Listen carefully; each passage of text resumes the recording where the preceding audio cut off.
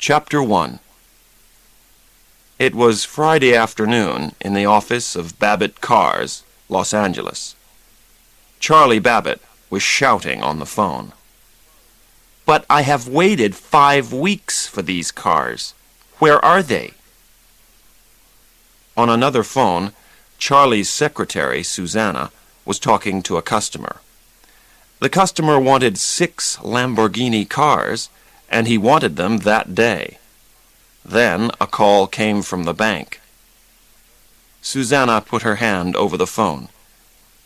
"They want you to pay back the money you borrowed," she said. "They want it this afternoon."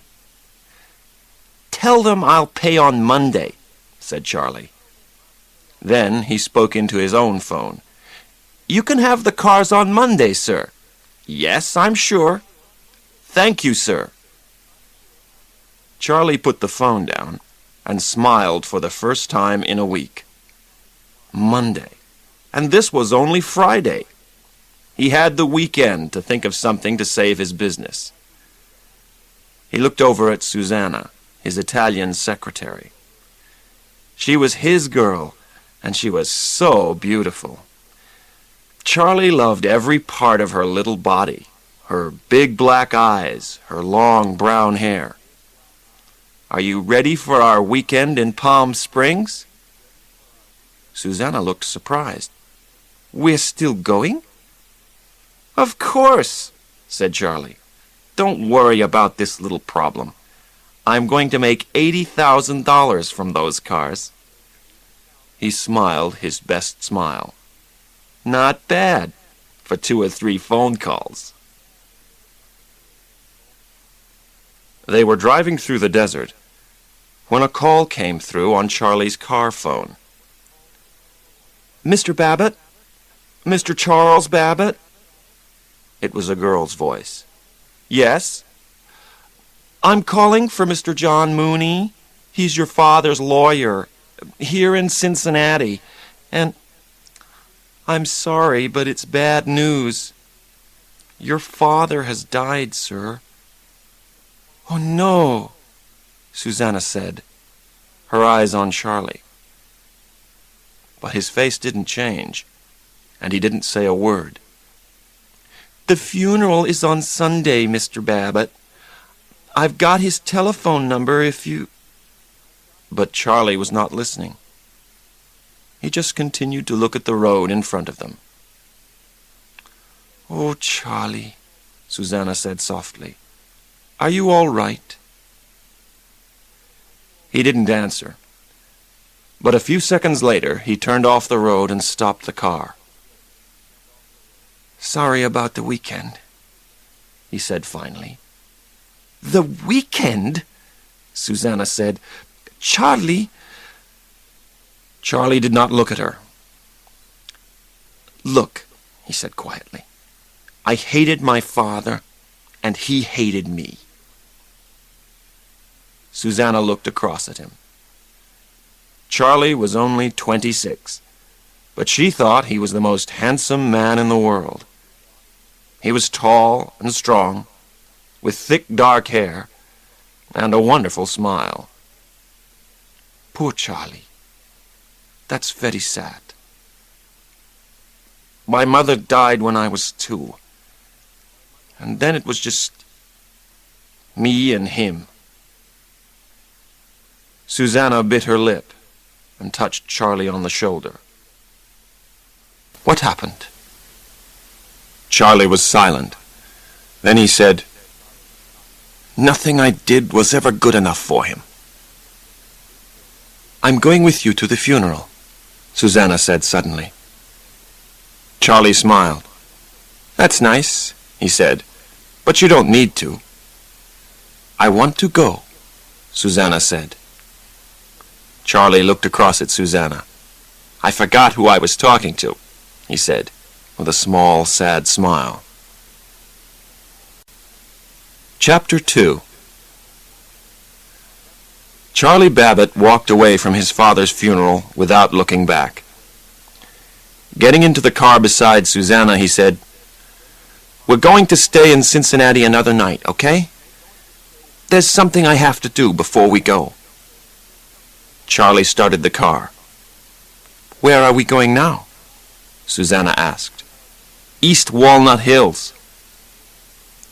Walnut Hills is the richest part of Cincinnati. All the houses are big and very expensive. Charlie parked the car in front of one of the largest, most expensive houses in Walnut Hills, Sanford Babbitt's house. "This is my father's place," he said. Susanna got out of the car. "Is this where you lived when you were a boy?" she asked, her eyes wide, full of questions. "Yeah, but I left when I was 16, Charlie said. He picked up the suitcases and carried them towards the house. "I had no idea you came from all this," Susanna said. This was a Charlie Babbitt that she didn't know. But Charlie wasn't listening. He put the suitcases down and walked towards a car that was in front of the garage. It was a 1949 Buick Roadmaster. It was light blue, and everything about it was perfect. "I've always known this car," Charlie said in a quiet voice, "but I only drove it once." Near the garage was a flower garden with some wonderful roses. "Someone must water those roses," said Susanna, who loved flowers. "They're all dying." "I hate those roses," Charlie said suddenly. Susanna looked at him in surprise, but Charlie was already opening the front door. Later that afternoon, Charlie and Susanna were looking round Charlie's old bedroom. "You know that car in front of the garage?" Charlie asked suddenly. "It's beautiful." "My father loved that car. The car and the roses. The Buick was his car, and I could never drive it. But one day I borrowed it to drive my friends round town." "What happened?" "My father telephoned the police. He knew I had the car, but he telephoned the police and said, 'Someone has stolen my car.' The police stopped us and took us to the police station." Charlie's face was angry now. "My friend's parents came for them after an hour. My father left me there for 2 days. 2 days, Susanna said. "And you were only 16. Poor Charlie." But now Charlie was picking up an old coat from a box in the corner of the room. "Is that yours, Charlie?" Susanna asked. Charlie didn't answer. He was looking carefully at the little coat. "It's like a map," he said in a strange voice. "A map of my past." "What are you talking about?" "What?" Charlie looked over at Susanna and then back at the coat. "Oh, I was just thinking. Susanna, when you were a child, did you have secret friends?" "Yes, I think everyone does." "What was the name of my secret friend?" Charlie asked himself. He tried to remember. "Rain Man. That's it. The Rain Man.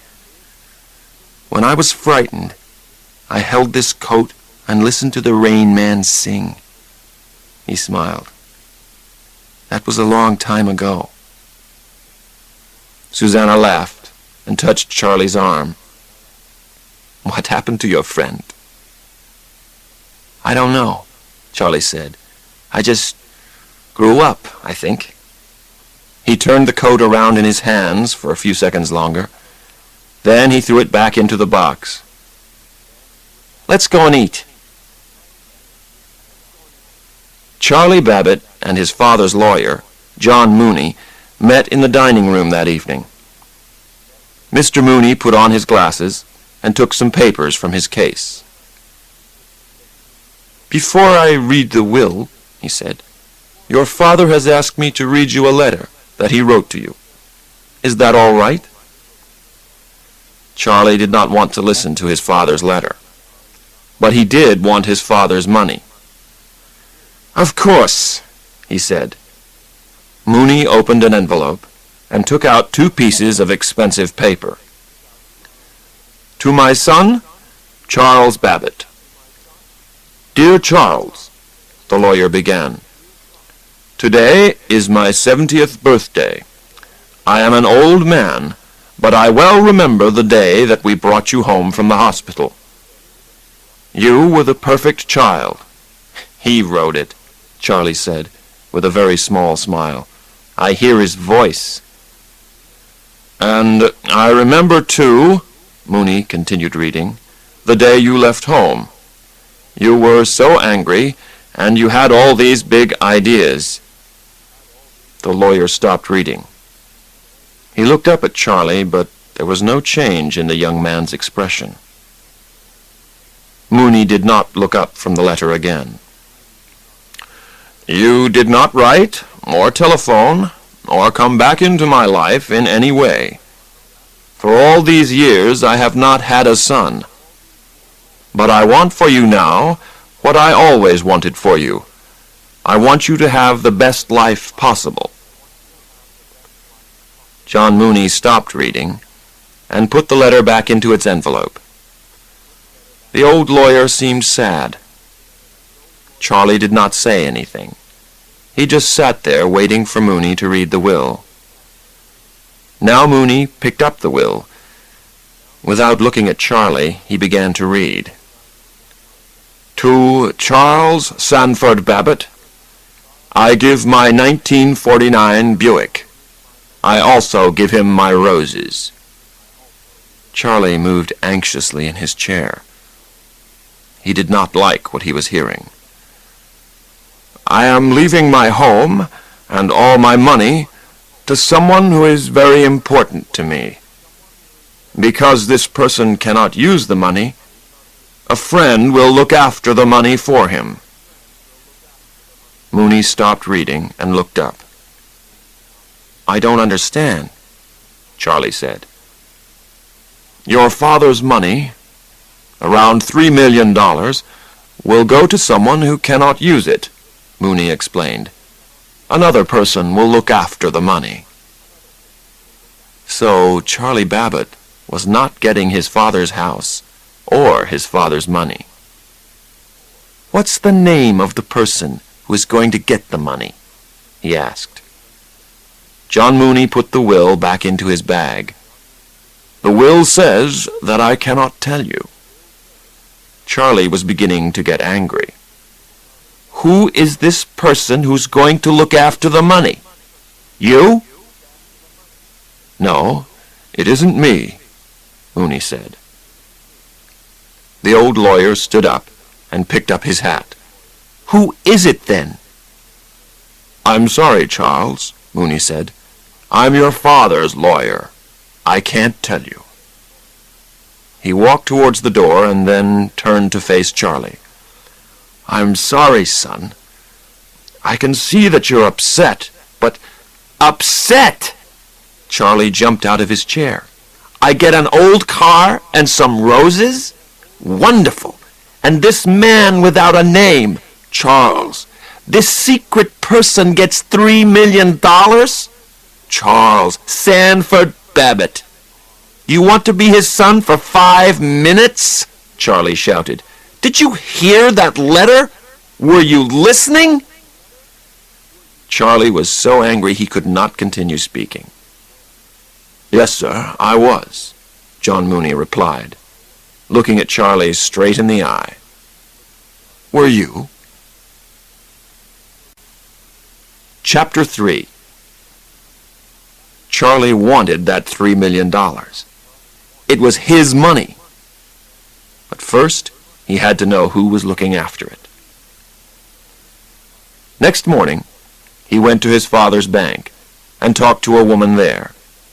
He smiled his beautiful smile and lied to her. 5 minutes later, he had the name and address that he needed in his pocket. Dr. Walter Bruner of Walbrook Home, Ohio. With Susanna next to him, Charlie drove the Buick out of Cincinnati. It was a hot July day, and they had the roof of the car open. On both sides of the road were the Ohio hills. "This is beautiful," Susanna said. "Where are we going?" "We're going to see a Dr. Bruner," Charlie answered. He did not say another word.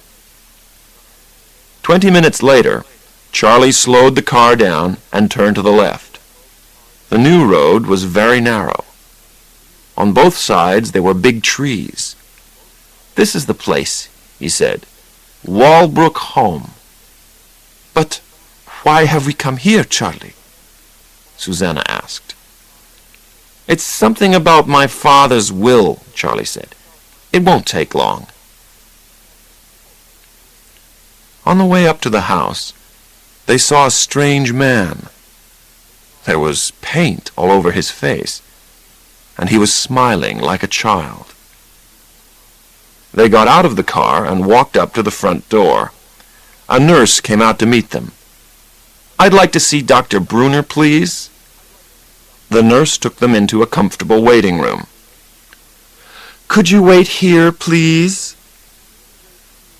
The nurse left the room. Charlie jumped up and went through a door into another room. "Charlie," Susanna called, "where are you going?" She followed him into the other room, where a group of people were watching television. Others sat at tables, playing with children's games. 2 nurses in white coats sat at the back of the room. Nobody spoke. "I don't like being here, Charlie," Susanna said. "It isn't right. Let's go back to the waiting room."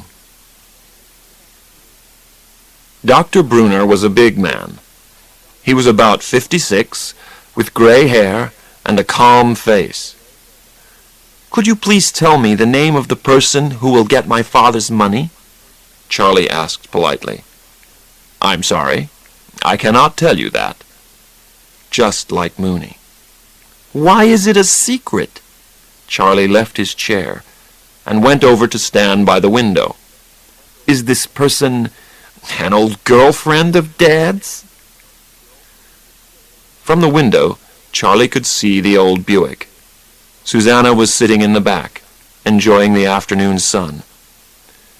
A small man, carrying a bag, moved towards the car. He walked in a strange way, moving from side to side. "Mr. Babbitt, I knew your father from the time you were 2 years old," Dr. Bruner said softly. Charlie turned. "The year my mother died," he said quickly. "Yes," said Bruner. "Now, the will names me as the person to look after the money. But this hospital and I get none of that money. I am doing this for your father." Charlie was beginning to feel very angry. To calm himself, he turned back to the window. The man with the bag was now standing next to the Buick. "And you want me to just forget about the money?" "I think you have been upset," Bruner said softly, "by a man who never knew how to show love." Charlie knew that this was true. He did not know what to say. Outside, the man was taking a small notebook out of his bag. He began writing in it. "I understand how you feel," Dr. Bruner continued, "but there's nothing I can do." "I'll fight for my money, Dr. Bruner," Charlie said. Dr. Bruner got up from his chair. "I'm sure you are a fighter, Mr. Babbitt," he said. "Your father was a fighter. But I am a fighter too." Dr. Bruner walked with Charlie out through the front door. The day was getting hotter, but it was still beautiful weather. The little man with the bag was still standing by the Buick. He was writing in his notebook. Again and again he looked from the car back to the notebook. He did not look at Susanna. "Raymond," said Dr. Brunner, "go back inside." The man with the notebook was not listening. He continued writing in the notebook. Charlie walked past him and went to open the door. "Of course, this car is not white," Raymond said. He did not look up from his notebook. "This is a blue car now." Charlie looked at Raymond in surprise. He was a small man of about 40. He looked clean and tidy, with short hair and very ordinary clothes. What was a little strange was that there was no expression on his face. There was no light in his small black eyes, and no movement in his mouth. It was a face that was neither happy nor sad. Smiling, Charlie turned to Susanna. "You know," he said slowly, "this car was white. My dad painted it blue when I was very little. And, Raymond continued quickly to himself, it cost an arm and a leg." The smile left Charlie's face. "That's what my father often said. An arm and a leg. How does this man know that?" he asked. Charlie looked at the man called Raymond. Raymond looked up for a second. Then he looked at his notebook again. "You come with me, Raymond," Dr. Brunner said. "These people have to go." But Charlie was moving closer to Raymond. "Do you know this car?" he asked.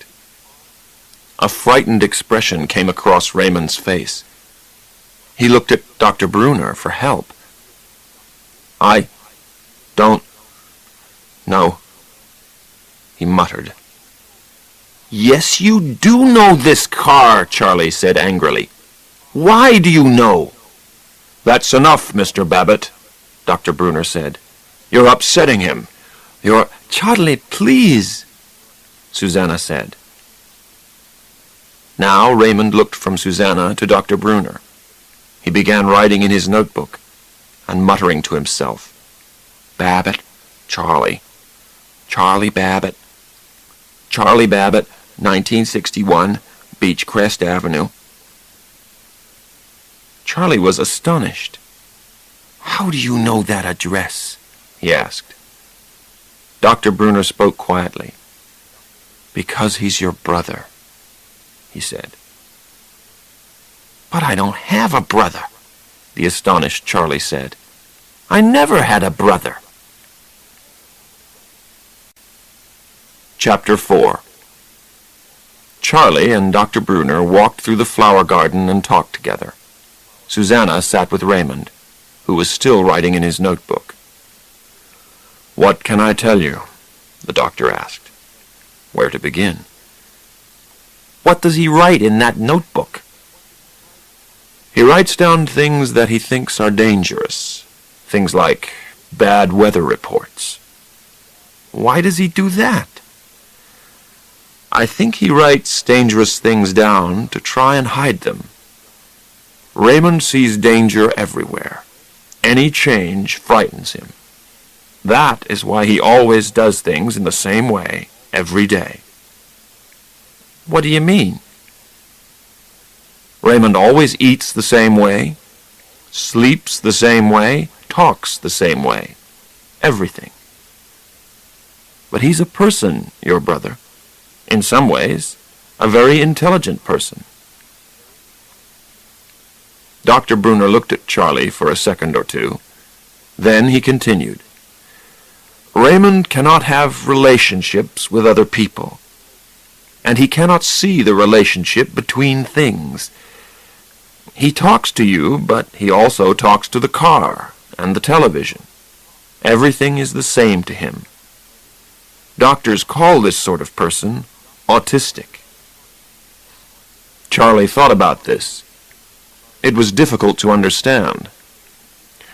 "And the most important thing is that Raymond can't feel," He cannot be happy or sad in the way that we are happy or sad. Dr. Brunner stopped speaking and looked at Charlie. Charlie was biting his lip and looking over at his brother. "What Raymond did with you today, that was very good," Dr. Brunner said softly. "Very good for a stranger." Charlie shook his head and laughed. "The world is strange," he said. $3 million. What's he going to spend it on?" It was late afternoon. Charlie was walking with Raymond. Susanna waited in the car. She thought that Charlie was saying goodbye to his new brother. Charlie walked quickly towards the Buick. Raymond walked next to him. "This is Daddy's car," Raymond said. "It was white, but now this is a blue car." Charlie got into the Buick. "Get in, Raymond," he said. Raymond got into the car. "Charlie, wait a minute," Susanna said. "Where are we taking him?" "For a holiday," Charlie said. He started the car, and they drove away. Raymond looked back over his shoulder at the house that they were leaving. There was no expression on his face, but it was very clear that he was anxious. "Don't worry, Raymond," Susanna told him. "You're coming back." Charlie said nothing. Chapter 5. They drove back to Cincinnati. Raymond sat in the back of the Buick and watched the road go by. He said nothing to Charlie or Susanna, but muttered strange things to himself. They went to a hotel and took 2 rooms. Charlie showed Raymond his room. "This is your room, Ray," he said. That was a big mistake. Raymond looked around the room. "This is not my room," he said. There was a frightened expression on his face. "This is not my room." "Just for tonight," Charlie said. "Until we take you home," Susanna said. But Raymond was very upset now. He was shaking his head from side to side and muttering to himself, "Of course, I'm going to be here a long time, a very long time. Of course, they moved my bed." "Sorry, Raymond," Charlie said. "You like the bed under the window." He started pushing the bed into its new place. But Raymond was still unhappy. He started muttering about books. The only book in the room was a telephone book for Cincinnati. "Charlie, let's take him home," Susanna said. She liked Raymond, and she did not like to see him upset. "He's okay," Charlie said. "Do you like pizza, Ray?" "Do you like pizza, Charlie Babbitt?" Raymond knew the word pizza because pizza was a Walbrook word. This calmed him a little.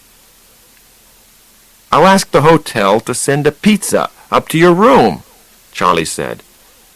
"We like pizza, don't we, Ray? We're brothers." "Charlie, he still doesn't look happy," Susanna said. "I don't understand why you brought him here. I think he wants to go back to Walbrook." "Ray's fine," Charlie said. "All he needs is some TV and some pizza." "What's on TV, Ray?" Raymond looked at his watch. "The Lucky Money Wheel," he told the watch. "Great! Sit down and you can watch it." Charlie turned on the television. The Lucky Money Wheel came on. "You've got your TV?" Charlie said. "You've got a pizza coming? Aren't things good, Ray?" Charlie looked at Raymond, and Raymond looked at Charlie, but there was no expression on his face. "Do you ever smile, Ray?" Charlie asked. "Do you ever smile?" Raymond repeated. There was still no expression on his face. Raymond sat on his bed and watched television. Charlie came in with a pizza. Ray looked at the pizza and shook his head. "What's the problem, Ray?" Charlie asked. Raymond wanted to eat the pizza the way that he ate it at Walbrook. Charlie cut the pizza into tiny squares for him and put each square on a toothpick. Charlie and Susanna went off to their room. Raymond watched a film. A man in the film told his son to turn the television off. Raymond got up and turned his television off. Raymond continued to look at the television, but now there was nothing to watch. He heard the sound of another television in Charlie and Susanna's room. Raymond got up and went into their room. Charlie and Susanna were in bed. They did not see Raymond come into the room. Raymond sat on the end of the bed and watched the television. Susanna saw him first. "Charlie," she said in a quiet voice, "Raymond is sitting at the end of the bed." Charlie sat up and saw that Raymond was watching TV and eating pizza. "Raymond, what are you doing in here?" he shouted. "Get out!" Raymond got up and went back to his room. Susanna looked at Charlie with an angry expression on her face. "Go and talk to him," she said. "What for?" Charlie asked. "Because he's frightened," Susanna said. "He's never been away from Walbrook before. You've upset him." Charlie got angry. "Raymond is not going back to Walbrook," he said. "He has to learn how to live in the real world." Susanna was astonished. "What do you mean, he's not going back to Walbrook?" Charlie looked away from her and bit his lip. "I took Raymond," he said quietly, "and I'm keeping him until I get my money." Susanna's eyes widened. "What money?" she asked. "Dad left Ray some money. A lot of money." Money. Now Susanna was beginning to understand. "How much money did your father leave Raymond?" she asked angrily. Charlie looked away again. "He left him his house and all his money," he said. $3 million. Susanna muttered some angry words in Italian and jumped out of bed. Then she picked up her suitcase from the floor and threw it open. "What are you doing?" Charlie asked. "I'm leaving you, Charlie." She was coldly angry. Now Charlie was astonished. "Why?" he asked. Susanna pushed her things into the suitcase and pulled on her coat. "Because you've kidnapped your brother for money," she shouted. "I have not kidnapped him. I just want my money. What's wrong with that?" "Everything," Susanna shouted. She looked at Charlie for a second and shook her head. Then she picked up her suitcase and moved towards the door. When she got to the door, she turned and looked at Charlie again. "I did love you, Charlie," she said sadly. "But you are not the man that I thought you were."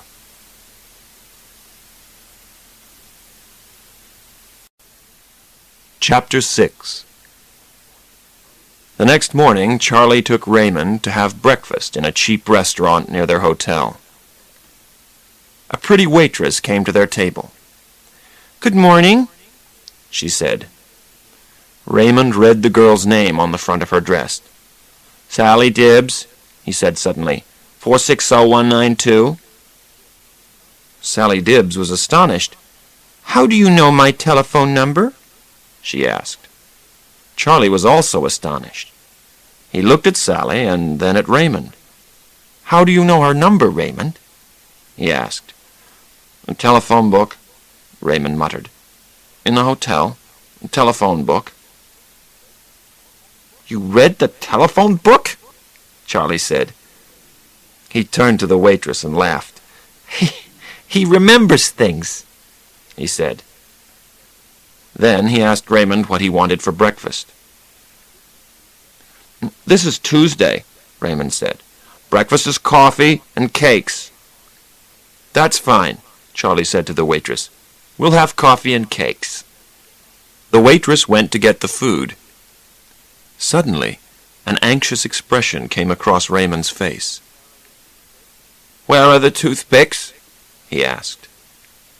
"We don't need toothpicks for cakes," Charlie said. Raymond shook his head from side to side. "Where are the toothpicks?" he repeated. "Where are the toothpicks?" Charlie closed his eyes and counted to 10. "All right, Raymond," he said. "I'll get you some toothpicks. But I'm also going to make a phone call. I want you to wait for me here." Charlie was on the phone. "Dr. Bruner, this is Charlie Babbitt." Dr. Bruner was silent for a second. Then he asked calmly, "Where are you, son?" "That's not important," Charlie said. "What is important is who I'm with."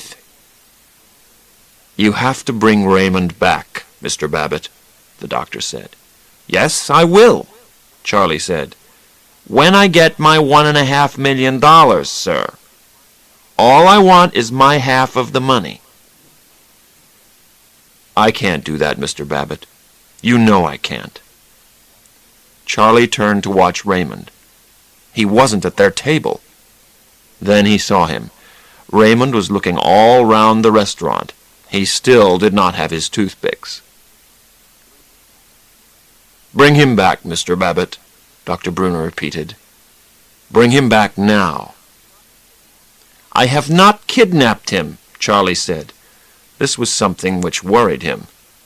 Was Susanna right? Was Charlie the businessman now Charlie the criminal?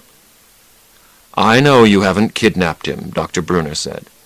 "Raymond is not a prisoner at Walbrook. He's always free to leave us." Charlie breathed more easily. "But we know how to look after Raymond here," Dr. Bruner continued. "We know what he needs. You do not know anything about Raymond, Mr. Babbitt." Raymond was still looking round the restaurant for toothpicks. Charlie watched him anxiously. "I'm Raymond's brother," Charlie said into the phone, "and my lawyer says I can get custody of him. If you want Raymond back, give me my money." "It's not your money, Mr. Babbitt," the doctor was saying. Charlie was not listening. He was waving to the waitress. "Toothpicks!" he shouted, and he pointed at Raymond. "He wants toothpicks!" "I cannot give you what you want, Mr. Babbitt," Dr. Bruner continued. At last, Sally gave Raymond a full box of toothpicks. Raymond took the box back to their table. Charlie was getting angry. "Dr. Bruner, you've made a big mistake," he said. He put the phone down and walked over to where Raymond was sitting. "We're leaving, Raymond." Raymond stood up quickly and knocked the box of toothpicks off the table. The box fell to the floor and broke open. The toothpicks went everywhere. "Oh, Raymond!" Charlie shouted. But Raymond was looking down at the toothpicks on the floor. 82, he muttered. 82, 82, 82. Toothpicks. Charlie shook his head. "Ray, there's a lot more than 82 toothpicks down there." Raymond's expression didn't change.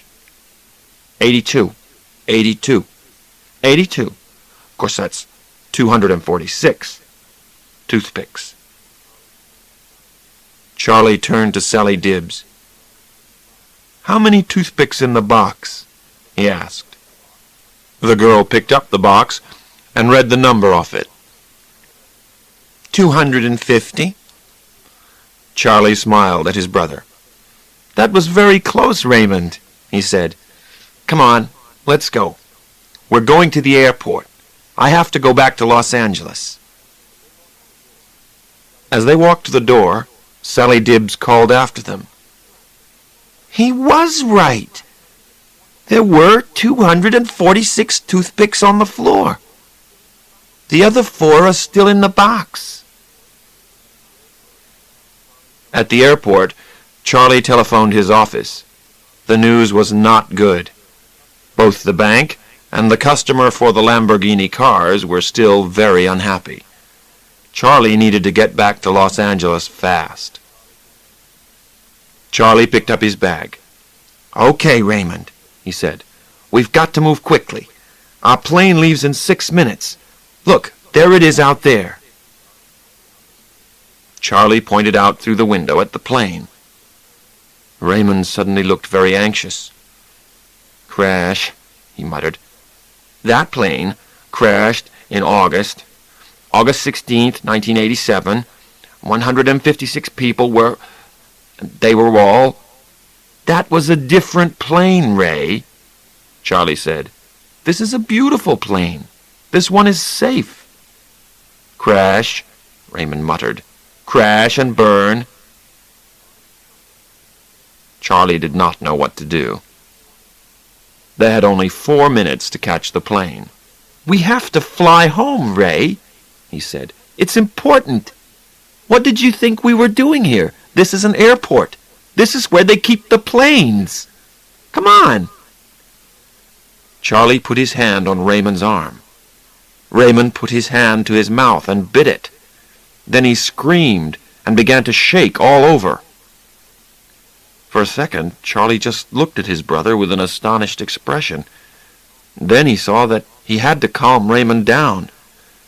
"It's okay, Raymond," he said quickly. "It's okay. We'll drive to Los Angeles.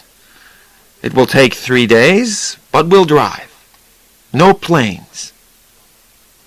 Raymond stopped screaming. His body stopped shaking, and slowly the anxious expression left his face. "I'm sorry, Raymond," Charlie said softly. "I'm sorry I upset you." Charlie turned and began walking out of the airport. A second later, Raymond followed him. Chapter 7. Charlie drove all through the night. He felt tired and anxious. He needed to get back to Los Angeles fast to try and save his business. He was losing time that he did not have. The next evening they stopped at a hotel. Their room had a small bathroom. Charlie went in to have a bath. Raymond was cleaning his teeth, and his mouth was full of toothpaste. "Don't use so much toothpaste, Ray," Charlie said. But Raymond continued cleaning his teeth. Toothpaste came out of his mouth and dropped onto his shirt. "Will you stop that, Ray?" Charlie said. Raymond did not stop. "You like it, Charlie Babbitt," he muttered. Charlie shook his head. "No, I do not like it," he shouted. "You say, 'Funny, Rain Man, funny teeth.'" Suddenly Charlie stopped shouting. Funny Rain Man. Rain Man! That was the name of his secret friend when he was a child. "What did you say?" he asked. "You can't say Raymond," his brother said. "You're a baby. You say Rain Man. Funny Rain Man." Charlie sat down on the side of the bath. He didn't know what to think. He was finding it difficult to breathe. "You? You're the Rain Man?" Charlie said finally. Raymond put his hand in his pocket and pulled out an envelope. He opened the envelope and carefully took out a small photograph. Charlie took the photograph and looked at it. A young man of about 18 was looking at the camera, but not smiling. He was holding a baby in his arms. The baby was Charlie Babbitt, and the young man was Raymond Babbitt. "Daddy took the picture," Raymond said. Charlie looked at the photograph for a long time. He was astonished. He and Raymond. Charlie and Raymond. Charlie and the Rain Man. And you lived with us then? When did you leave us? It was Thursday, Raymond said. Which Thursday, Ray? It was snowing outside. Maria stayed with you when Daddy took me to my home. January 21st, 1965, on a Thursday. That's when our mother died, Charlie breathed softly. Just after New Year. And you had your coat, and you waved to me from the window. Goodbye, Rain Man. Goodbye, Rain Man. On a Thursday. Suddenly, Charlie remembered deep into his past. He remembered the snow and waving to Rain Man. And later crying for Rain Man. He wanted Rain Man, but Raymond didn't come. He never came again. I sat with that coat, Charlie said. Now he remembered his brother's 18-year-old face. And you sang to me. For a minute, Raymond just looked at his brother. Then, very softly, he began to sing a song by the Beatles. When Raymond finished singing, Charlie moved closer to him. Then he said, I remember I liked it when you sang to me. But Raymond was cleaning his teeth again.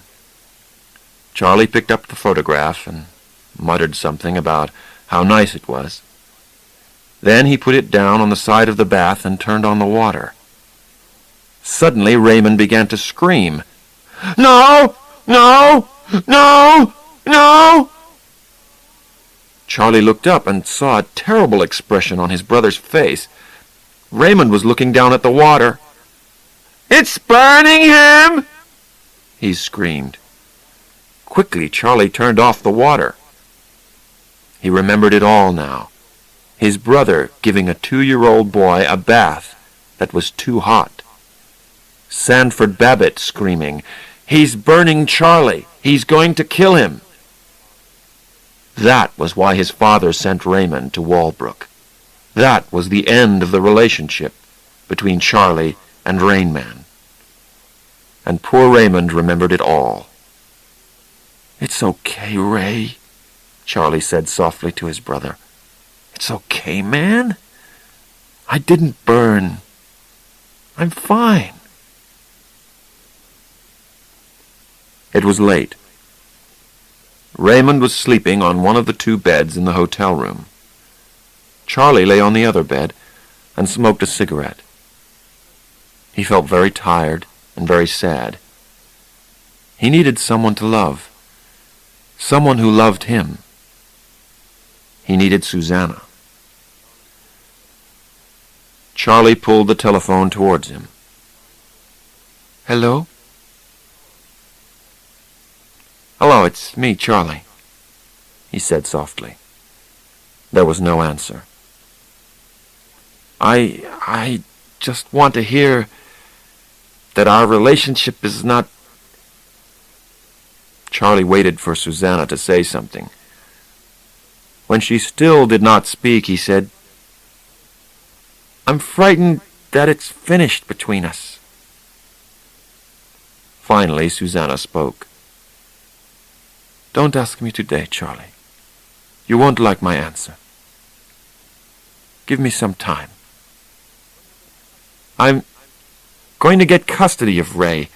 I've talked to my lawyer, and he says that it is possible. Firstly, I have to take Ray to see a special doctor in Los Angeles. Charlie, they won't give you custody of Ray, Susanna said. Dr. Bruna has looked after him for more than 20 years. You've known him for 4 days. She didn't understand. Nobody understood his relationship with Raymond. Can I phone you when I get back to Los Angeles?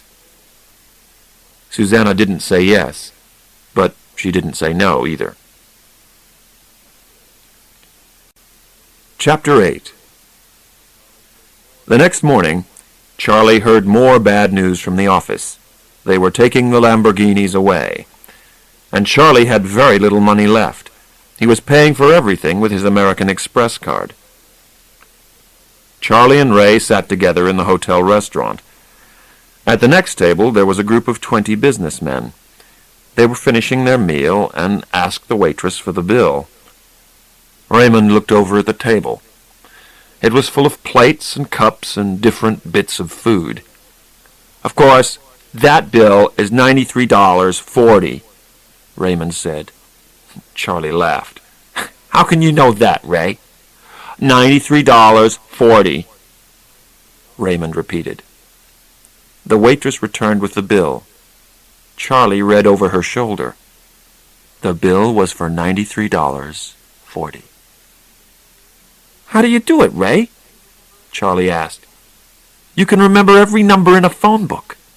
You can count 200 toothpicks in under a second. You're like a computer." "Today is Thursday," Raymond said. "Thursday is coffee and cakes. Same as Tuesday." Charlie looked at his brother.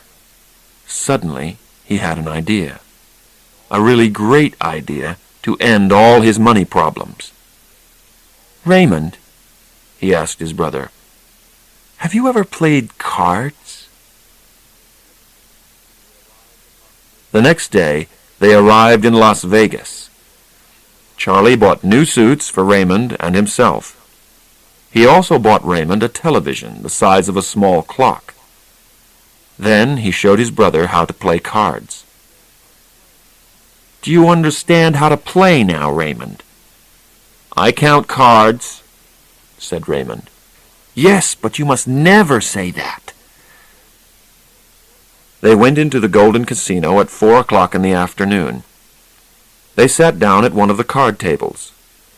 5 hours later, they got up from the card table. Charlie was very, very tired, but very happy. He smiled at his brother. "Raymond, you have won us $90,000. Raymond did not look up from the television he now carried everywhere in his hand. $89,756, he said. And that was only in one visit. "You're going to make us rich, Ray," Charlie said. Raymond looked from his television to his watch. 8 minutes to bedtime, he said. 8 minutes. Charlie smiled. Raymond was still Raymond. "Ray, we're going to stay in the best room in the hotel here," he said. "Tomorrow we're going to come down and enjoy ourselves. Perhaps we'll find you a girl." Raymond was watching his television again. "A girl," he repeated. "Yes, why not?" But first, Charlie needed a hot bath and a good night's sleep. And he needed to talk to Susanna again. There was a knock on the door. Charlie opened it. "Susanna!" Charlie put his arms round the girl that he loved and kissed her. "Ray, Susanna's here." "How did you know we were here?" Charlie asked her. Susanna spoke softly. "They told me at the office," she said. "I'm sorry they took the cars away." "Oh, don't worry about that," Charlie said happily. "We have some news to tell you.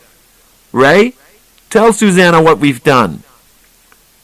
"We played cards," Raymond said. "I counted cards and we won money." "What?" Susanna asked. "It's a long story," Charlie said, pulling Susanna towards the bedroom. "We'll talk about it later." Raymond knocked on the bedroom door. "Come in," Charlie called. Raymond opened the door and stood there with his little television in his hand. 6 minutes until I find a girl to dance with," Raymond said. "You said 10 o'clock. A girl? Susanna asked. Charlie was getting out of bed. I taught him to dance. Now we're going to try to find him a girl to dance with. 5 minutes, Raymond said. They walked round the Golden Casino for an hour. It was very difficult to find a girl for Raymond to dance with. To other people, Raymond seemed strange. Charlie pointed to one of the tables. "This is where we played cards," he said. Suddenly, he felt a hand on his shoulder. He turned around to see 2 big men in suits. "Mr. Babbitt?" "Yes?" "The boss wants to see you, please," one of the men said. He did not smile, and Charlie guessed that there was a problem. Charlie turned to Susanna. "Can you take Raymond back to our hotel room?" "Of course," Susanna said. Susanna and Raymond took the lift back to their room. Raymond was watching a film with Fred Astaire and Ginger Rogers on his little TV. In the lift, Susanna looked at Raymond and felt sad for him. "Raymond, have you ever danced with a girl before?" she asked. "I've danced with Charlie Babbitt," Raymond said. "One time, with Charlie Babbitt." He did not look up from his TV. The music from the dancing below came into the lift. "I like this music," Susanna said softly. "Do you want to dance with me, Raymond?" Susanna stopped the lift between 2 floors. She moved closer to Raymond and took his hand in hers. They started to dance inside the lift. Raymond watched his television over Susanna's shoulder. The song came to an end. Susanna started the lift again. "The other girls have missed a beautiful dance," she said. Later, Charlie came up to the room. He looked very tired. "We have to leave here tomorrow," he said. "They won't let us play cards here again." "Why not?" Susanna asked. "Because we won," said Charlie. "And they don't like people winning. I guess Raymond was too good for them." Chapter 9. They left Las Vegas the next morning and drove back to Los Angeles. Susanna sat next to Charlie in the front of the Buick. Raymond sat in the back of the car and watched another film on his TV. Sometimes he looked out at the desert they were driving through. Once Raymond drove the car for a few minutes. The road was empty, so there was no danger. "I'm a very good driver," Raymond said. Susanna got out at her flat in Santa Monica. Charlie and Raymond drove on to Charlie's house in Los Angeles. There was a letter waiting for Charlie. It was from Dr. Bruner. "I'm staying here in Los Angeles, at the Hotel California," the letter said. "Please come and see me. I think we need to talk." That night, Charlie went to see Dr. Bruner at his hotel. "Mr. Babbitt, I want to stop playing games," Dr. Bruner said. "My lawyer is talking to your lawyer. He is explaining to him the facts. Raymond will see a special doctor on Friday. This doctor will decide who gets custody of Raymond, and you are going to lose." "I think that is for the doctor to decide," Charlie said. "But I have helped Raymond more in 1 week than you have in 20 years. "You think you have helped Raymond," Dr. Bruner said. "But Raymond is still autistic. He will always be autistic.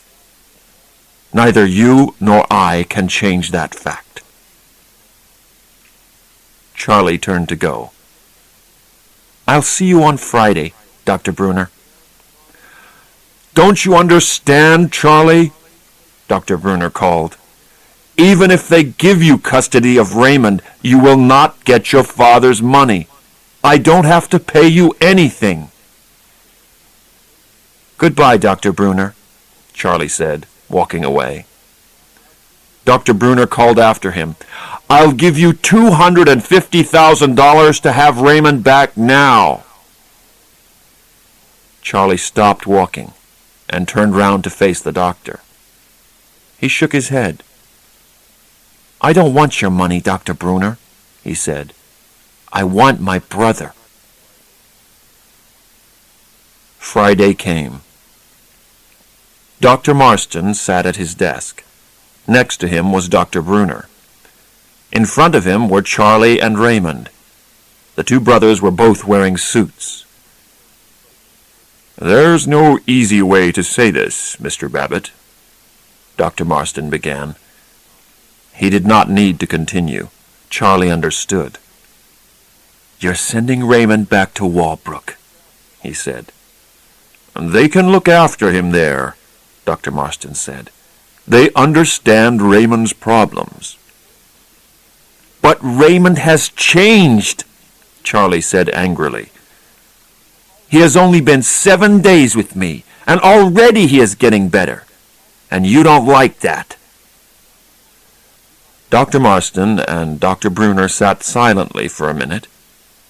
Then Dr. Brunner turned to Raymond. "How was your holiday, Raymond? Tell me what you did." Raymond held his little TV to his heart. "I played cards," he said, "with Charlie Babbitt, and I drove Daddy's car." Dr. Brunner laughed. "You drove a car, Raymond?" "It was on a quiet road," Charlie said. "And I danced with Susanna," Raymond said. Even Charlie was surprised at this. Dr. Brunner took a pen from his pocket and wrote something down in a notebook. Then he turned to Raymond. "Do you want to stay with Charlie, Raymond?" he asked. "I want to stay with Charlie Babbitt," Raymond said. "You see," Charlie said, "Raymond wants to stay with me." But Dr. Brunner did not look at Charlie. He looked at Raymond. "Do you want to go back to Walbrook, Raymond?" "I want to go back to Walbrook." Dr. Brunner wrote again in his notebook. Dr. Marston also wrote something down. "But what do you want to do, Raymond?" Dr. Brunner asked again. "Do you want to stay with Charlie? Or do you want to go back to Walbrook?" Raymond was now breathing very deeply. He shook his head from side to side and moved uncomfortably in his chair. "Walbrook, Charlie Babbitt, Walbrook, Charlie Babbitt," he muttered. Charlie jumped out of his chair. "Stop asking him all these questions!" he shouted. "You're upsetting him!" Now Dr. Brunner looked at Charlie. "I'm showing you that Raymond is still autistic, Charlie," he said calmly. Charlie sat down and put his head in his hands. He saw that they would never give him custody of Raymond. Perhaps they were right. Perhaps they did know how to look after Raymond at Walbrook. But Charlie gave Raymond something they could not give him at Walbrook. Charlie gave Raymond love. And Raymond, in his way, gave Charlie love. All Charlie wanted was the best for Raymond. Charlie wasn't the loser. Raymond was the winner.